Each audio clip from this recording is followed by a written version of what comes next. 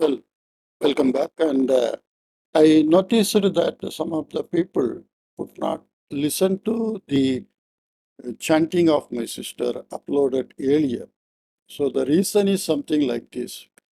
YouTube nowadays introduced auto dubbing in various language for uploaded videos. It's good to listen to some of the other language videos in your familiar language with this feature. But at times this feature distorts the listening quality because wrongly the audio tracks are selected. So you can disable this auto dubbing and videos that are enabled with this feature by YouTube are as shown as auto dubbed below the video title. So if you want to know whether a video is having original track and some other track, you can see the auto dubbed under the video title when you are playing a video. So to disable that, to disable this dubbed track, pause the video you are playing and from the settings icon, select audio track and then select the track with the word original. So like this, the solo chanting of Ramayana done by my sister earlier, which was published, I think, yesterday or day before yesterday, which was not audible because of this auto dubbing. Now you can listen by disabling this feature. I will just show you how to do that. So in that video which you are seeing, see now you are seeing the video, you can see the mouse pointer. Ramayana chanting by my sister. Below that, you see auto dubbed like that. There is a word. So you just pause that video, which I paused now. Then is that settings icon. So you click that settings icon. And here you are having audio track like that. So you click on that audio track. Instead of English, you select original. Actually, it is not Telugu. It is Sanskrit, Hindi, English, everything mixed. I talked in this video. So we can see the YouTube understood whatever I spoken as Telugu, but I didn't speak that in Telugu. So once you do that, you can listen to that in the original track which I recorded. Hope this is useful for you. And in this video, the shloka by shloka chanting completely from the beginning to end, I have given for you to listen and enjoy. If you want to subscribe to this chanting course, the link is provided at the description. Please, you can subscribe and learn yourself to chant. Hope this information is useful to you. Thank you.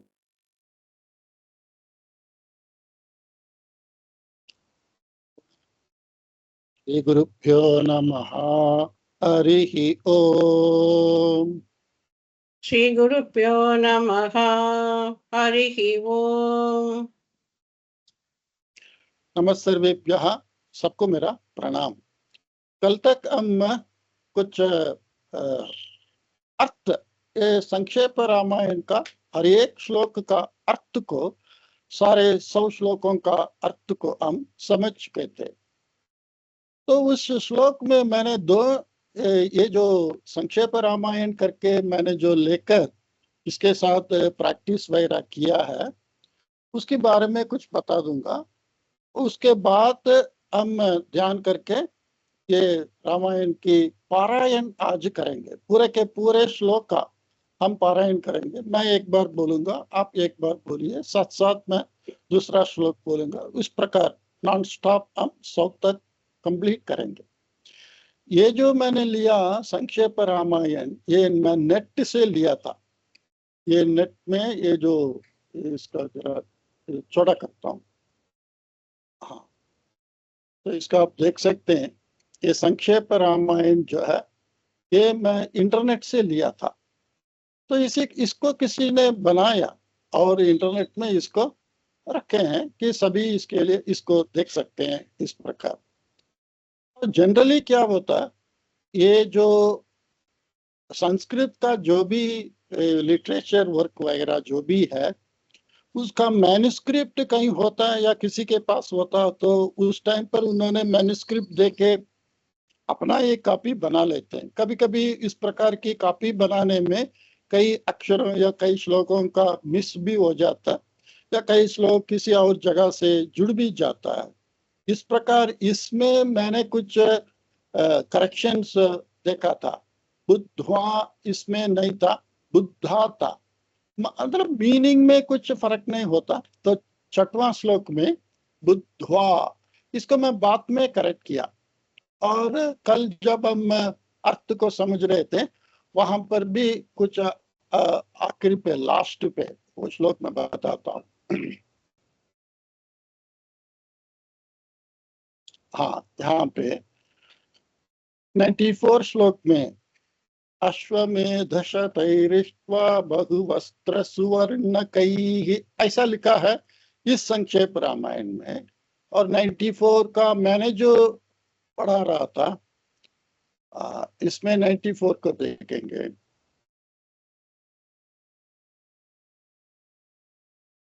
हाँ, अश्वमेध शतैरिष्ट्वा तथा बहु सुवर्णकैः, तथा बहु सुवर्णकैः ऐसा लिखा है।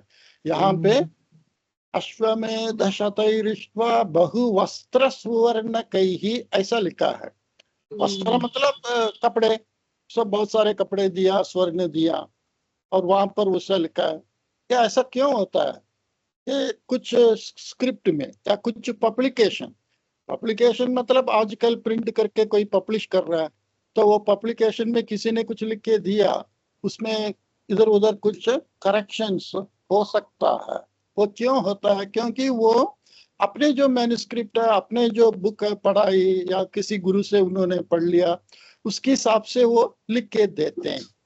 इस प्रकार की जो क्या बोलते हैं, डिफरेंसेस जो है, भेद जो है, इसको हम पाठांतरम बोलते हैं संस्कृत में। पाठांतरम, पाठांतरम का मतलब ये है कि एक स्क्रिप्चर और दूसरे स्क्रिप्चर दोनों एक ही स्क्रिप्चर का अलग अलग पब्लिकेशन में इधर उधर जरा फर्क हो सकता है। उस तरह के फर्क को हम पाठांतरम कहते हैं। जनरली वो मीनिंग में ज्यादा डिफरेंस नहीं होते हैं। तो इस प्रकार इन 3 श्लोक में हमने फर्क देखा। ब्रह्मलोकं गमिष्यति 95 में, और ये जो श्लोक मैंने जो बनाया, मैंने टाइप किया 95 में, इसमें ब्राह्मणेभ्यो महायशाः ऐसा लिखा है, असंख्येयम धनम दत्वा। तो गवाम कोट्यैतम दत्वा ब्रह्मलोकम गमिष्यति, पहला चरण में, यहाँ पर पहला चरण में गवाम कोट्यैतम दत्वा विद्वद्भ्यो विधिपूर्वकम ऐसा लिखा है। तो इस प्रकार के कुछ करेक्शंस, उसको पाठांतरम बोलते हैं। और किसको लेना चाहिए, ये सवाल है। यदि आप एक ही सब्जेक्ट का 2-3 बुक्स देखें और इनमें फर्क है, तो किसी को हम सही माने, ऐसा सही गलत कुछ नहीं है। क्योंकि जो भी जिसको पढ़ाया गया और जिसके जरिए पढ़ाया गया, उसी हिसाब से वो बता रहे। लेकिन मैं समझता हूँ कि जो संस्कृत नहीं जानते हैं, स्क्रिप्चर को नहीं जानते हैं, उन्हें तो पता नहीं सही क्या है गलत क्या है। जो भी पब्लिकेशन से कुछ बुक लिया, उसमें जो लिखा उसी को वो सही मानते हैं। लेकिन ये जो मैंने टाइप किया और इसका मीनिंग वगैरह और ध्यान श्लोक और कुछ स्तुतियां, ये अलग अलग जगह से मैंने लिया है। और ये जो मैंने लिया है, ये एक संस्कृत स्वाध्याय, ऐसा राष्ट्रीय संस्कृत संस्थान, ऐसा एक भारत का एक यूनिवर्सिटी है। आप स्क्रीन में देख सकते हैं, राष्ट्रीय संस्कृत संस्थान, ये नई दिल्ली में है। ये विश्वविद्यालय है, मानित विश्वविद्यालय, मतलब डीम्ड यूनिवर्सिटी है वो। ये संस्कृत का university, central university of India. तो यहाँ पे बहुत बड़े स्कॉलर ने, पंडितों ने ये सारे बातों को, स्क्रिप्चर को देखकर इसमें जो लिखा गया उसी को मैंने रेफरेंस लिया। क्योंकि इसमें बहुत डिटेल में है। मैं इसलिए ये जो संक्षेप रामायण को लिया, क्योंकि यहाँ पर सीधे सीधे एक के बाद एक श्लोक को हम देख के पढ़ सकते हैं, तो इसलिए मैंने इसको लिया। और वो जो राष्ट्रीय संस्कृत संस्थान की है वो बहुत लंबा है, उसमें एक श्लोक के बाद दूसरे श्लोक के लिए 4-5 पेज उसका एक्सप्लेनेशन वगैरह है, तो इसलिए मैंने इसको लेके प्रैक्टिस किया था। तो आपको अभी ये समझना है कि पाठांतरम हो सकता है, लेकिन किसको अंतिम में किसको हमें मानना चाहिए? जिसको बहुत सारे पंडितों ने सोच समझ कर किया है वही सही है, इस प्रकार हमें मानना चाहिए। तो इसलिए हम इसको मान लेंगे, जो राष्ट्रीय संस्कृत संस्थान डीम्ड यूनिवर्सिटी संस्कृत से बनाया गया उसी को रेफरेंस करते हुए मैंने टाइप किया। तो वो संक्षेप रामायण जो इंटरनेट से मैंने लिया उससे ये जरा इधर उधर 2-3 श्लोक में कुछ फर्क है, उसे आप समझ लें बस। आज हम इसी संक्षेप रामायण जिसका ये राष्ट्रीय संस्कृत संस्थान से प्रकाशित हुआ उसी के आधार पर हम अभ्यास करेंगे, पारायण भी करेंगे। ठीक है, मैंने जो एक्सप्लेन किया ये ठीक है आपके लिए? हाँ हाँ ठीक है ना। ध्यानम शुक्लांबरधरं विष्णुं शशिवर्णं चतुर्भुजं प्रसन्नवदनं ध्यायेत् सर्वविघ्नोपशान्तये। आप भी बोलिए। ध्यानं शुक्लांबरधरं विष्णुं शशिवर्णं चतुर्भुजं प्रसन्नवदनं ध्यायेत् सर्वविघ्नोपशान्तये। पूजन्तं राम रामेति मधुरं मधुराक्षरम् आरुह्य कविता शाखां वन्दे वाल्मीकि कोकिलम्। पूजन्तं राम रामेति मधुरं मधुराक्षरम् आरुह्य कविता शाखां वन्दे वाल्मीकि कोकिलम्। अञ्जनानन्दनं वीरं जानकी शोकनाशनं कपीशमक्षहन्तारं वन्दे लङ्का भयङ्करम्। अञ्जनानन्दनं वीरं जानकी शोकनाशनं कपीशमक्षहन्तारं वन्दे लङ्काभयङ्करम्। रामाय रामभद्राय रामचन्द्राय वेधसे रघुनाथाय नाथाय सीतायाः पतये नमः। रामाय रामभद्राय रामचन्द्राय वेधसे रघुनाथाय नाथाय सीताया पतये नमः। दक्षिणे लक्ष्मणो यस्य वामे तु जनकात्मजा पुरतो मारुतिर्यस्य तं वन्दे रघुनन्दनम्। दक्षिणे लक्ष्मणो यस्य वामे तु जनकात्मजा पुरतो मारुतिर्यस्य तं वन्दे रघुनन्दनम्। अथ संक्षेप रामायणम्। अथ संक्षेप रामायणम्। तपस्वाध्याय निरतं तपस्वी वाग्विदां वरं नारदं परिपप्रच्छ वाल्मीकिर्मुनिपुङ्गवम्। कोऽन्वस्मिन् साम्प्रतं गुणवान् कश्च Wait. Whatever I say, you repeat, not alternate. Okay. तपस्वाध्याय निरतं तपस्वी वाग्विदां वरं नारदं परिपप्रच्छ वाल्मीकिर्मुनिपुङ्गवम्। तपस्वाध्याय निरतं तपस्वी वाग्विदां वरं नारदं परिपप्रच्छ वाल्मीकिर्मुनिपुङ्गवम्। कोऽन्वस्मिन् साम्प्रतं लोके गुणवान् कश्च वीर्यवान् धर्मज्ञश्च कृतज्ञश्च सत्यवाक्यो दृढव्रतः।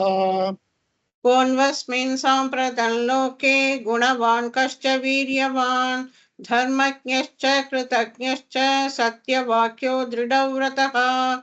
चारित्रेण च को युक्तः सर्वभूतेषु को हितः विद्वान् कः समर्थश्च कश्चैकप्रियदर्शनः।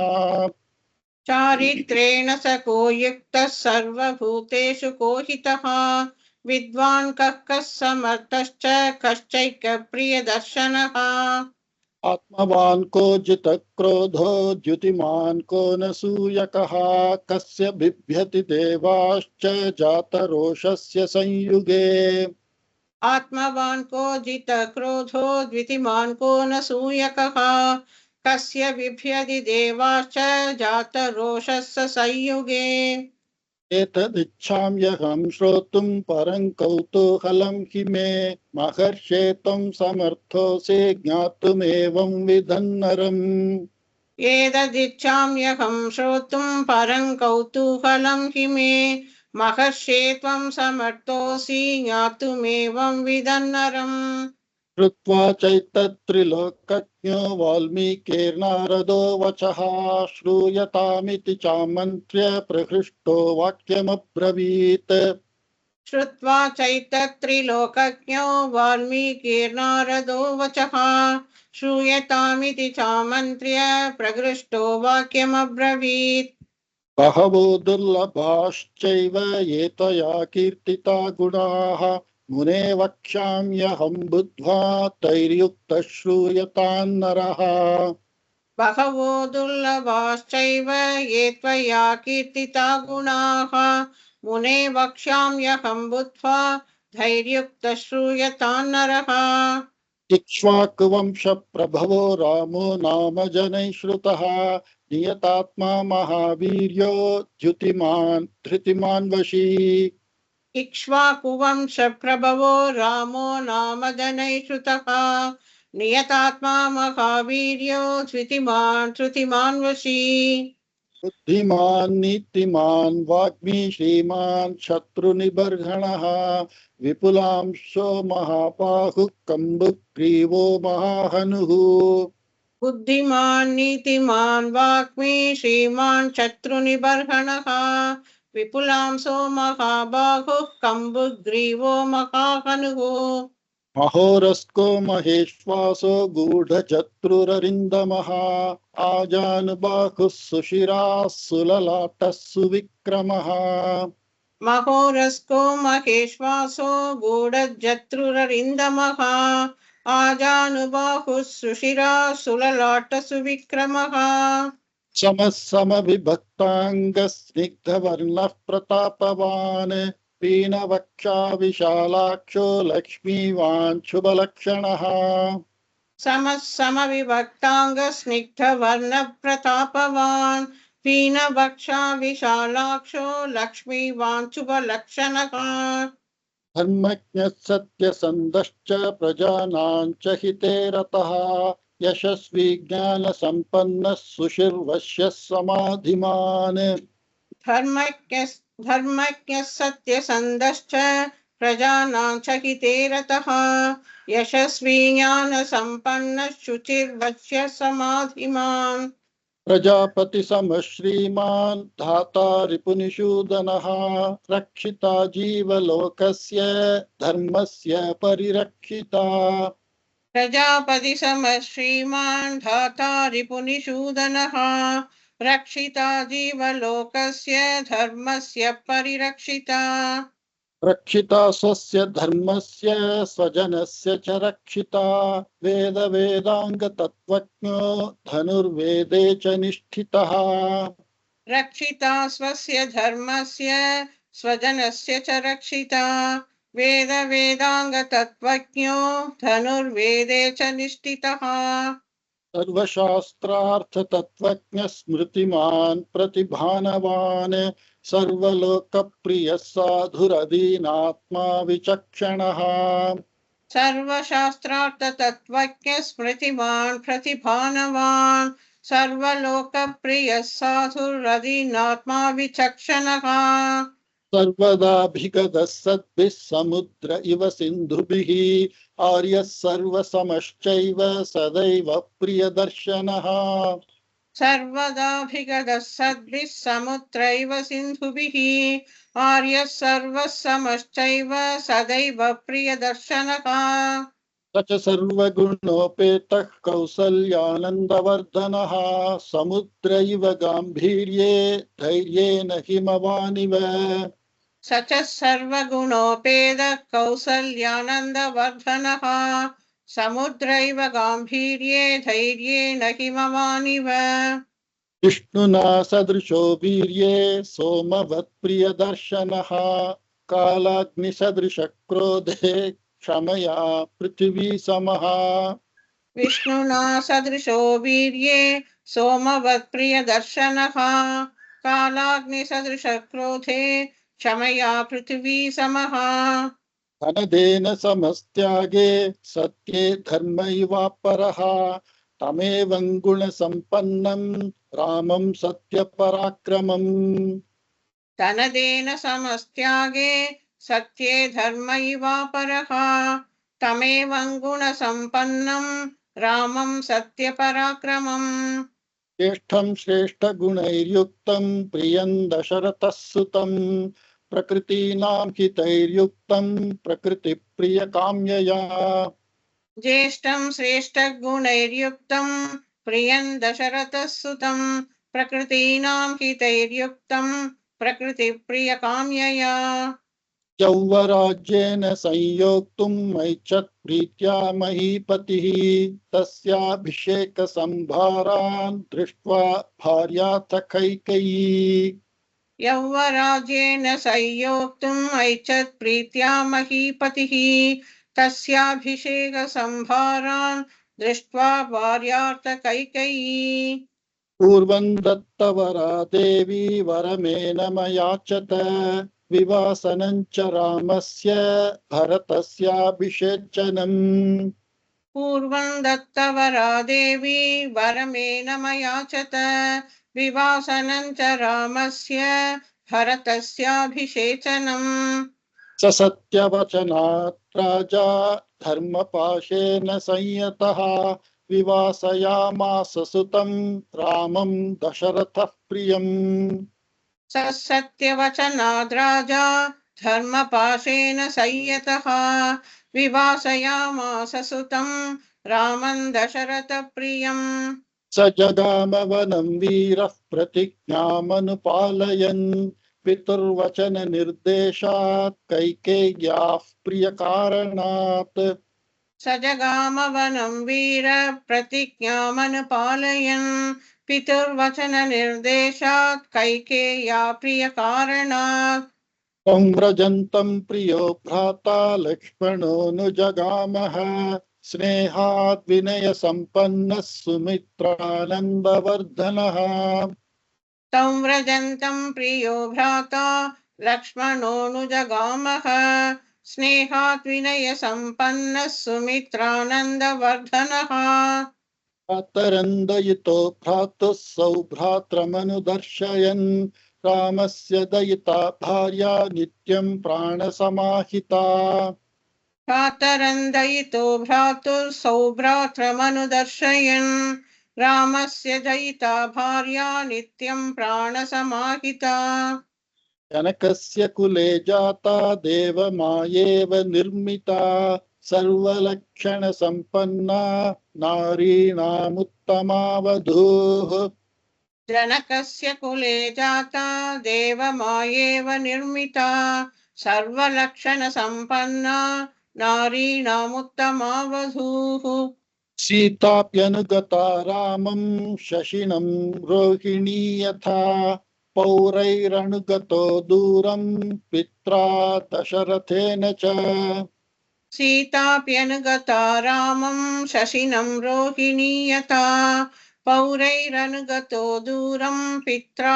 दशरथेन च शृङ्गवेरपुरे सूतं गङ्गाकूले व्यसर्जयत् गुहमासाद्य धर्मात्मा निषादाधिपतिं प्रियम् शृङ्गवेरपुरे सूतं गङ्गाकूले व्यसर्जयत् गुहमासाद्य धर्मात्मा निषादाधिपतिं प्रियम् गुहेन सहितो रामो लक्ष्मणेन च सीतया देवनेन वनं गत्वा नदीस्तीर्त्वा बहूदकाः गुहेन सहितो रामो लक्ष्मणेन च सीतया देवनेन वनं गत्वा नदीस्तीर्त्वा बहूदकाः चित्रकूटमनुप्राप्य भरद्वाजस्य शासनात् रम्यमावसथं कृत्वा रममाणा वने त्रयः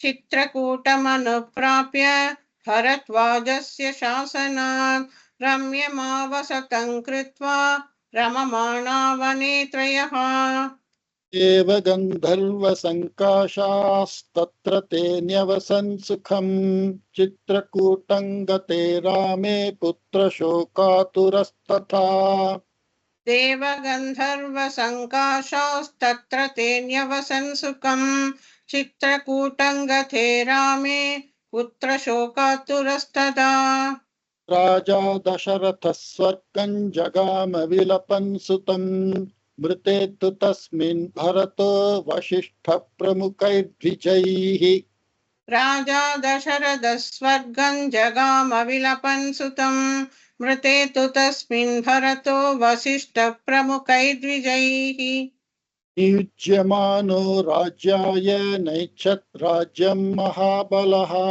स जगाम वनं वीरो रामपादप्रसादकः नियुज्यमानो राज्याय नैच्छत् राज्यमहाबलः स जगाम वनं वीरो रामपादप्रसादकः गत्वा तु सुमहात्मानं रामं सत्यपराक्रमम् अयाचत् भ्रातरं राममार्यभावपुरस्कृतः गत्वा तु समहात्मानं रामं सत्यपराक्रमम् अयाचत् भ्रातरं राममार्यभावपुरस्कृतः त्वमेव राजा धर्मज्ञ इति रामं वचो ब्रवीत् रामोऽपि परमोदारः सुमुखः सुमहायशाः त्वमेव राजा धर्मज्ञ इति रामं वचो ब्रवीत् रामोऽपि परमोदारः सुमुखः सुमहायशाः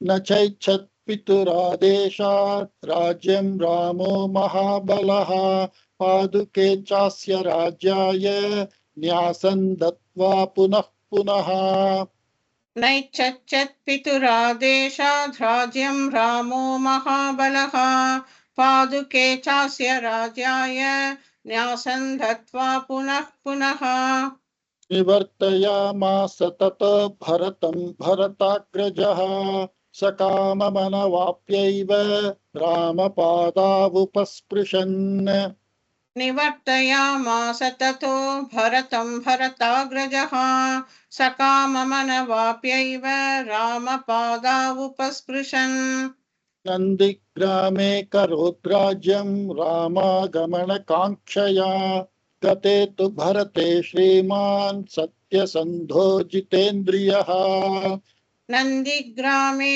करोद्राज्यं रामागमनकाङ्क्षया गते तु भरते श्रीमान् सत्यसन्धो जितेन्द्रियः रामस्तु पुनरालक्ष्य नागरस्य जनस्य च तत्रागमनमेकाग्रो दण्डकान् प्रविवेशः रामस्तु पुनरालक्ष्य नागरस्य जनस्य च तत्रागमनमेकाग्रो दण्डकान् प्रविवेशः प्रविश्यतु महारण्यं रामो राजीवलोचनः विराधं राक्षसं हत्वा शरभङ्गं ददर्शः प्रविश्यतु महारण्यं रामो राजीवलोचनः विराधं राक्षसं हत्वा शरभङ्गं ददर्शः सुतीक्ष्णं चाप्यगस्त्यं च अगस्त्यभ्रातरं तथा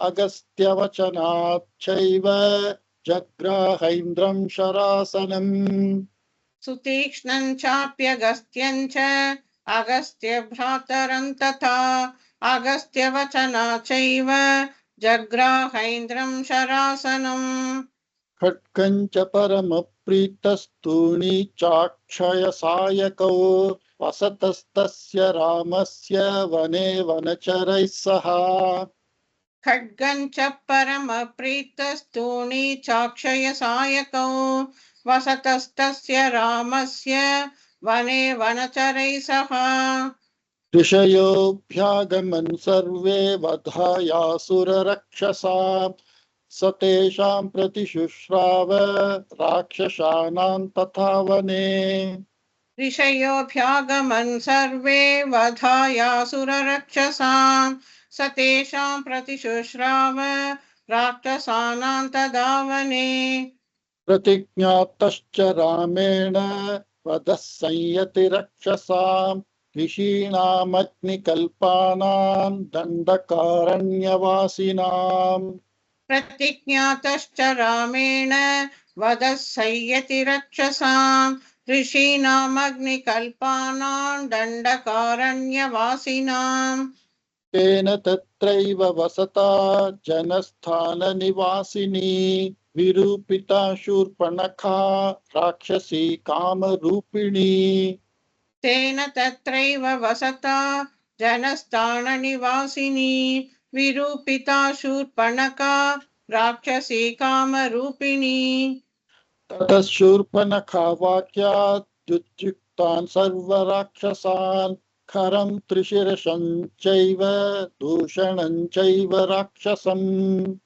ततः शूर्पणखा वाक्यादुद्युक्तान् सर्वराक्षसान् खरं त्रिशिरसं चैव दूषणं चैव राक्षसम् जघानरणे रामस्तेषां चैव पदानुगान् वने तस्मिन् निवसता जनस्थाननिवासिनाम् निजघानरणे रामस्तेषां चैव पदानुगान् वने तस्मिन् निवसता जनस्थाननिवासिनाम् रक्षसान् निहतान् यासन् सहस्राणि चतुर्दश ततो ज्ञातिवधं श्रुत्वा रावणः क्रोधमूर्छितः रक्षसां निहतान् यासन् सहस्राणि चतुर्दश ततो ज्ञातिवधं श्रुत्वा रावणक्रोधमूर्छितः सहायं वरयामास मारीचन्नाम राक्षसं वार्यमाणः सुबहुशो मारीचेन स रावणः सहायं वरयामास मारीचन्नाम राक्षसं वार्यमाणः सुबहुशो मारीचेन स रावणः न विरोधो बलवता क्षमो रावण तेन ते अनादृत्य तु तद्वाक्यं रावणः कालचोदितः न विरोधो बलवता क्षमो रावण तेन ते अनादृत्य तु तद्वाक्यं रावणः कालचोदितः जगाम सह मारीचस्तस्याश्रवपदं तदा तेन मायाविना दूरमपवाह्य नृपात्मजौ जगाम सह मारीचस्तस्याश्रमपदं तदा तेन मायाविना दूरमपवाह्य नृपात्मजौ जहार भार्यां रामस्य गृध्रं हत्वा जटायुषं गृध्रं च निहतं दृष्ट्वा हृतां श्रुत्वा च मैथिलीम् जहार भार्यां रामस्य गृध्रं हत्वा जटायुषं गृध्रं च निहतं दृष्ट्वा हृतां श्रुत्वा च मैथिलीम् राघवः शोकसन्तप्तो विललापाकुलेन्द्रियः ततस्तेनैव शोकेन गृध्रं दग्ध्वा जटायुषम् राघवः शोकसन्तप्तो विललापाकुलेन्द्रियः ततस्तेनैव शोकेन गृध्रं दग्ध्वा जटायुषम् मार्गमाणो वने सीतां राक्षसं सन्ददर्शः कपन्दन् नाम रूपेण विकृतं घोरदर्शनम् मार्गमाणो वने सीतां राक्षसं सन्ददर्शः कबन्धं नाम रूपेण विकृतं घोरदर्शनम् तन्निहत्य महाबाहुर्ददाह स्वर्गदश्च सः स चास्य कथयामास शबरीं धर्मचारिणीम् तन्निहत्य महाबाहुर्ददाग स्वर्गतश्च सः स चास्य कथयामास शबरीं धर्मचारिणीम् श्रमणीं धर्मनिपुणाम् अभिगच्छेति राघवम् सोऽभ्यगच्छन् महातेजा शबरीं शत्रुसूदनः श्रमणान् धर्मनिपुणामभिगच्छेति राघव सोऽभ्यगच्छन् महातेजा शबरीं शत्रुसूदनः शबर्या पूजितः सम्यक् रामो दशरथात्मजः पम्बातीरे हनुमता सङ्गतो वानरेणः शबर्या पूजितः सम्यग् रामो दशरथात्मजः पम्पातीरे हनुमता सङ्गतो वानरेणः हनुमद्वचनाच्चैव सुग्रीवेण समागतः सुग्रीवाय च तत्सर्वं शंसद् रामो महाबलः हनुमत्वचना चैव सुग्रीवेण समागतः सुग्रीवाय च तत्सर्वं शंसद् रामो महाबलः आदितस्तत्यथा वृत्तं सीतायाश्च विशेषतः सुग्रीवश्चापि तत्सर्वं श्रुत्वा रामस्य वानरः आदितस्तद्यथा वृत्तं सीतायाश्च विशेषतः सुग्रीवश्चापि तत्सर्वं श्रुत्वा रामस्य वानरः चकार सख्यं रामेण प्रीतश्चैवाग्निसाक्षिकं ततो वानरराजेन वैराणुकथनं प्रति चकार सख्यं रामेण प्रीतश्चैवाग्निसाक्षिकं ततो वानरराजेन वैरानुकथनं प्रति रामायावेदितं सर्वं प्रणयात् दुःखितेन च प्रतिज्ञातं च रामेण तदा वालिवधं प्रति रामायावेदितं सर्वं प्रणयात् दुःखितेन च प्रतिज्ञातं च रामेण तदा वालिवधं प्रति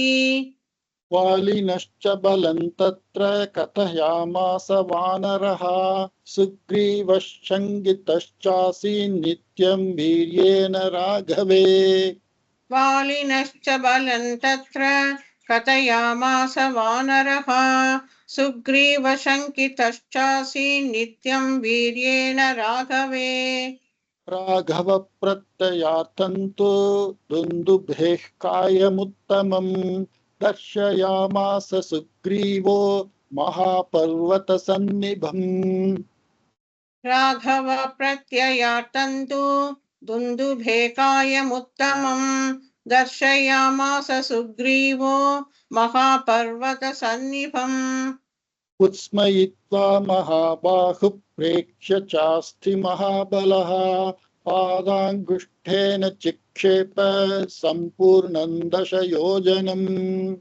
उत्स्मयित्वा महाबाहुः प्रेक्ष्य चास्ति महाबलः पादाङ्गुष्ठेन चिक्षेप सम्पूर्णं दशयोजनम् बिभेद च पुनः सालान् सप्तैकेन महेषुणा गिरिं रसातलं चैव जनयन् प्रत्ययं तदा बिभेद च पुनस्तालान् सप्तैकेन महेषुणा गिरिं रसातलं चैव जनयन् प्रत्ययं तदा ततः प्रीतमनास्तेन विश्वस्तः स महाकपिः किष्किन्धां रामसहितो जगाम च गुहान्तता ततः प्रीतमनास्तेन विश्वस्तः स महाकपिः किष्किन्धां रामसहितो जगाम च गुहान्तदा ततो गच्छद्धरिवरः सुग्रीवो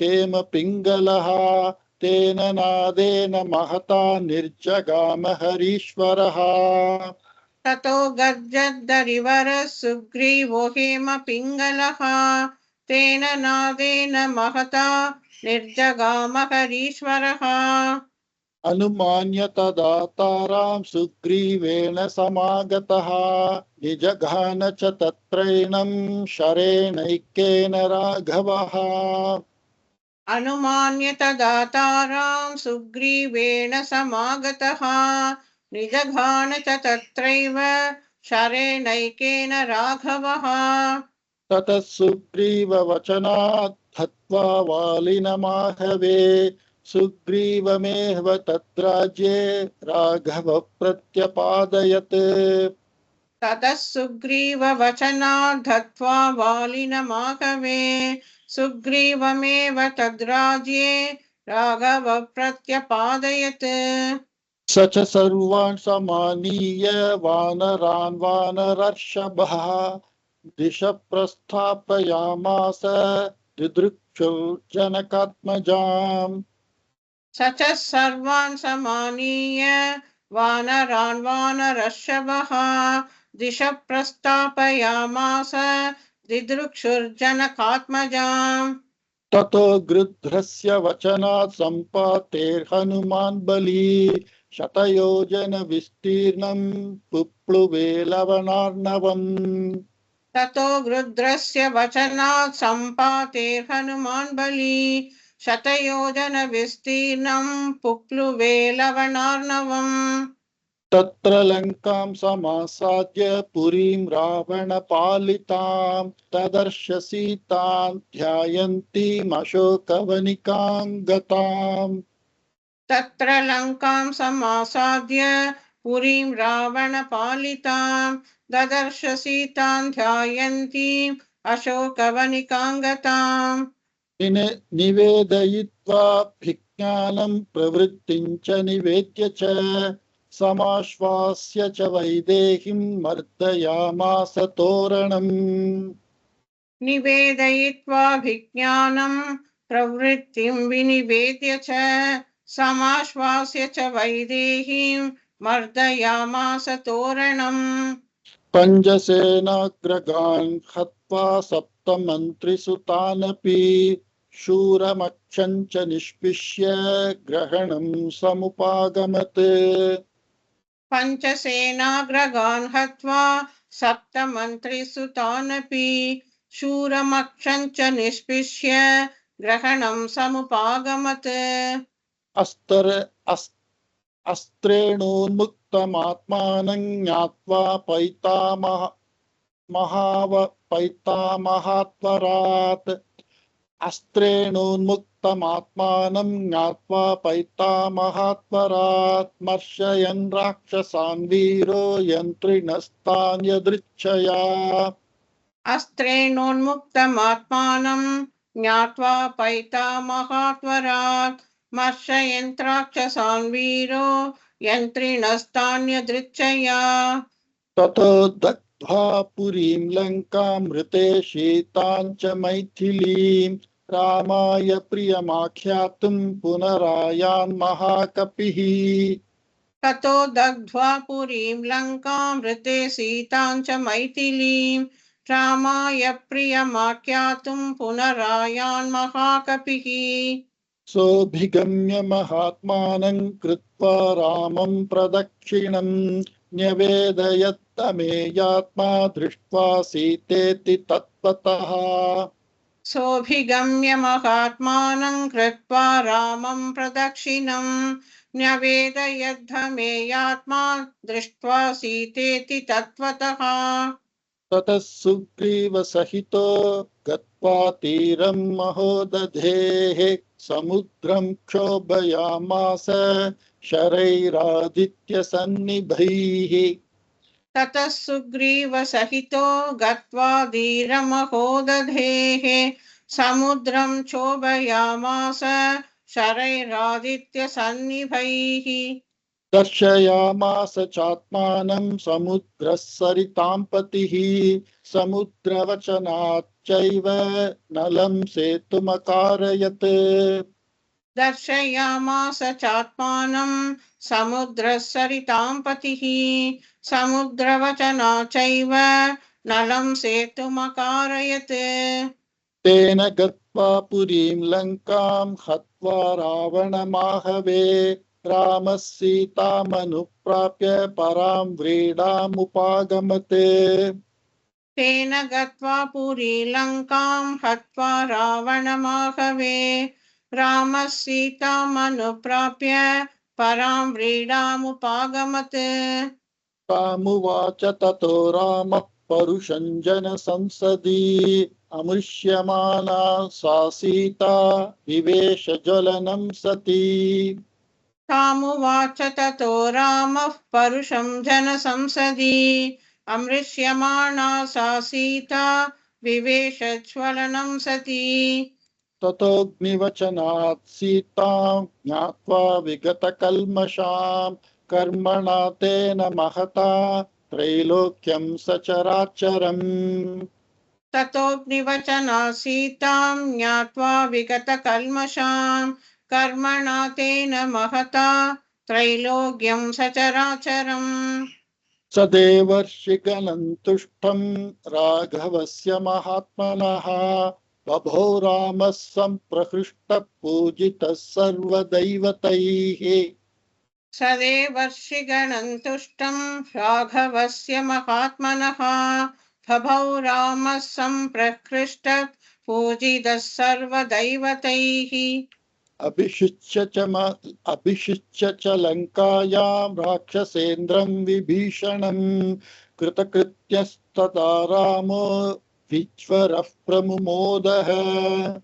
अभिषिच्य च लङ्कायां राक्षसेन्द्रं विभीषणं कृतकृत्यस्तदा रामो विश्वरप्रमुमोदः।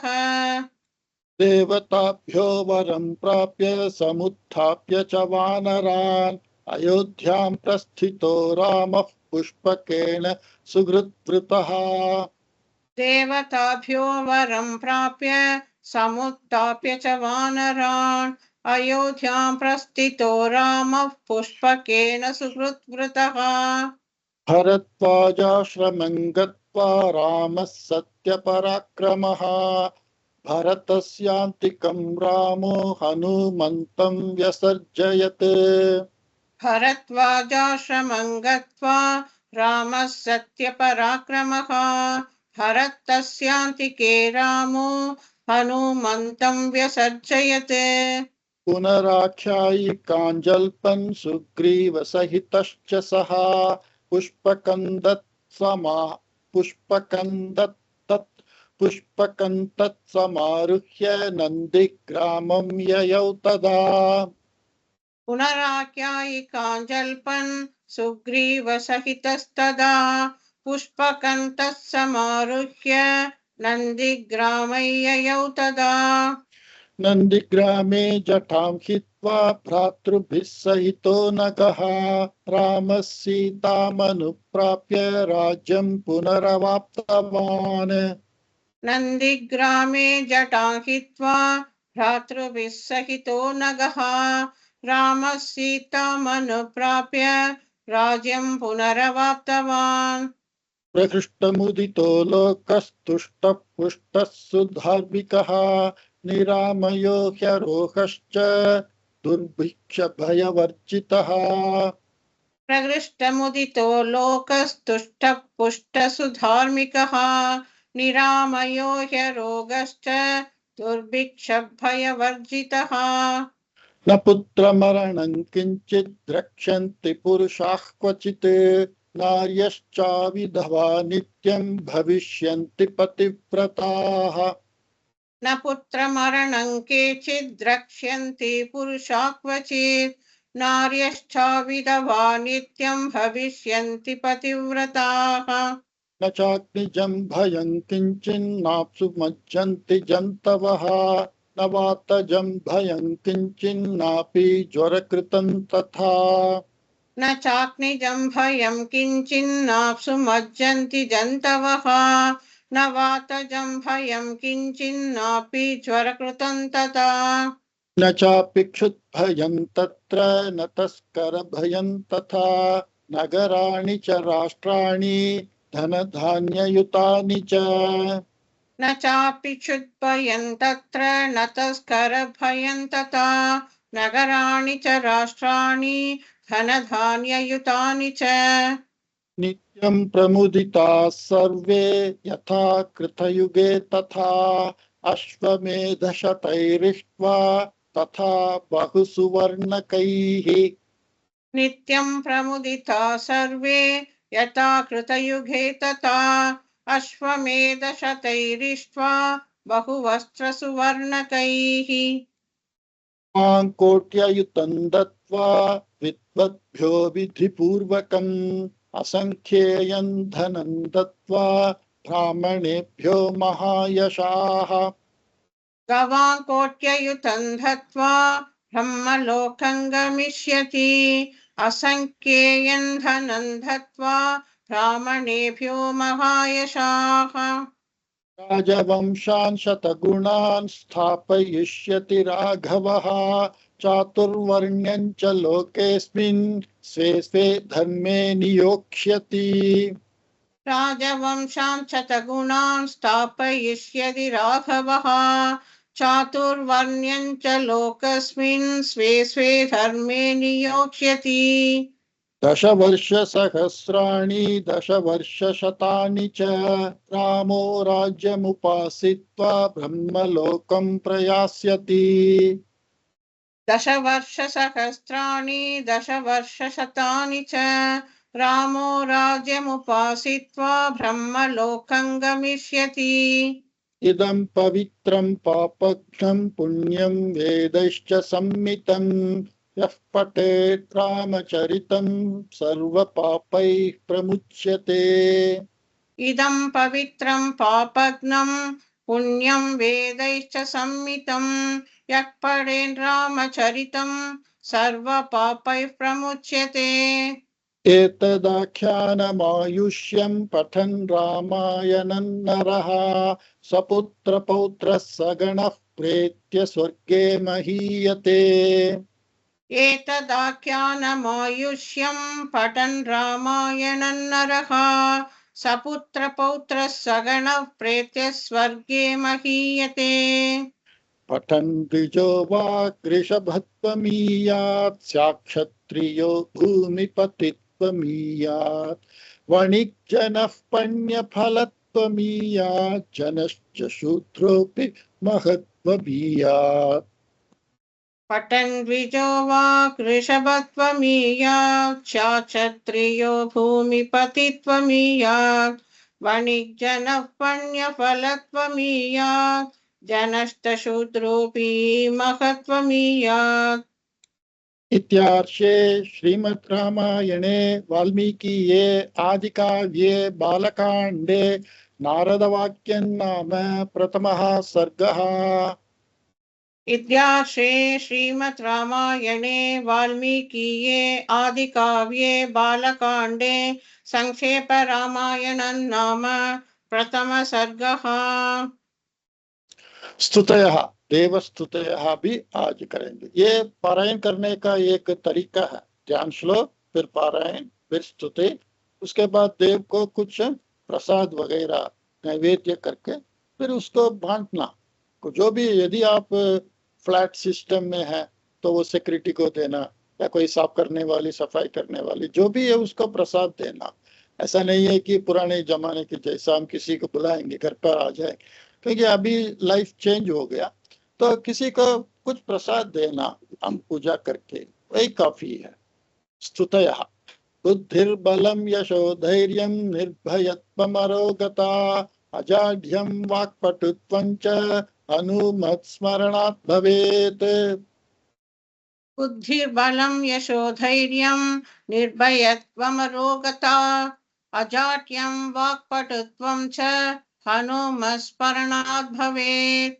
यत्र यत्र रघुनाथकीर्तनं तत्र तत्र कृतमस्तकाञ्जलिं बाष्पवारि परिपूर्णलोचनं मारुतिं नमत राक्षसान्तकम्। यत्र यत्र रघुनाथकीर्तनं तत्र तत्र कृतमस्तकाञ्जलिं बाष्पवारि परिपूर्णलोचनं मारुतिं नमत राक्षसान्तकम्। रामं लक्ष्मणपूर्वजं रघुवरं सीतापतिं सुन्दरं काकुस्थं करुणार्णवं गुणनिधिं विप्रप्रियं धार्मिकं राजेन्द्रं सत्यसन्धं दशरथतनयं श्यामलं शान्तिमूर्तिं वन्दे लोकाभिरामं रघुकुलतिलकं राघवं रावणारिम्।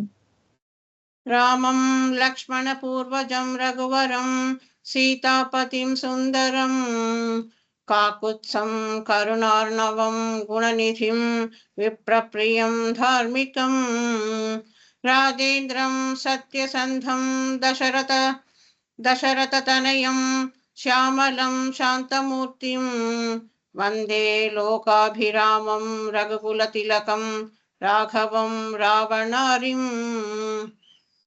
रामो राजमणिः सदा विजयते रामं रमेशं भजे रामेणाभिहता निशाचरचमूः रामाय तस्मै नमः रामान्नास्ति परायणं परतरं रामस्य दासोऽस्म्यहम् रामे चित्तलयः सदा भवतु मे भो राम मामुद्धर रामो राजमणिः सदा विजयते रामं रमेशं भजे रामेणाभिगता निशाचरचमू रामाय तस्मै नमः रामान्नास्ति परायणं परतरं रामस्य दासोऽस्म्यहं रामे चित्तलयः सदा भवतु मे भो राम मामुद्धर। श्रीराम राम रामेति रमे रामे मनोरमे सहस्रनाम तत्तुल्यं राम नाम वराणने श्रीराम राम रामेति रमे रामे मनोरमे सहस्रनाम तत्तुल्यं राम नाम वरानने। And we studied that Shanti mantra. Beginning में जब शुरू किया काले वर्षतु, तो वो भी मैं बताता हूँ शांति मंत्र। काले वर्षतु पर्जन्य पृथ्वी शस्य शालिनी। कैन यू से? आपको याद नहीं है? ओके, मैं ही बताऊंगा। काले वर्षतु पर्जन्य पृथ्वी शस्य शालिनी लोकोऽयं क्षोभरहितः सज्जना सन्तु निर्भयाः अपुत्र पुत्रिणः सन्तु पुत्रिणः सन्तु पौत्रिणः अधनाः सधनाः सन्तु जीवन्तु शरदां शतम् सर्वे भवन्तु सुखिनः सर्वे सन्तु निरामयाः सर्वे भद्राणि पश्यन्तु मा कश्चित् दुःखभाग् भवेत्। ओम शांति शांति शांति। श्री कृष्णार्पणमस्तु। बोलने से ओम शांति शांति शांति। श्री कृष्णार्पणमस्तु। आज मैं बहुत खुश हूँ कि इसको मैंने कंप्लीट किया, शुरुआत किया और सारे के सारे 100 श्लोक को हम अभी पारायण करने की योग्यता प्राप्त लिया भगवान के अनुग्रह से। और मैं चाहता हूं आप सभी इसको पारायण करें, दूसरों को सिखाएं और सबको कह दें कि इसको पारायण करने से हमारा आधा घंटे में हमारा माइंड साफ हो जाएगा और हमारा शरीर, हमारे भाई बच्चों, फ्रेंड्स एंड रिश्तेदार, सबके खुशी के लिए हम करते हैं। अच्छा, I will meet you in some other श्लोका। कुछ और श्लोक लेके आएंगे या विष्णु सहस्त्रनाम या भगवत गीता, ऐसा आगे कुछ लेके हम दोबारा आपसे मिलेंगे। इस कोर्स में हम यहीं पर समाप्त भी कर लेंगे। इतना ही। धन्यवाद सभी को। Thank you. रिकॉर्डिंग स्टॉप करता हूँ। ओके।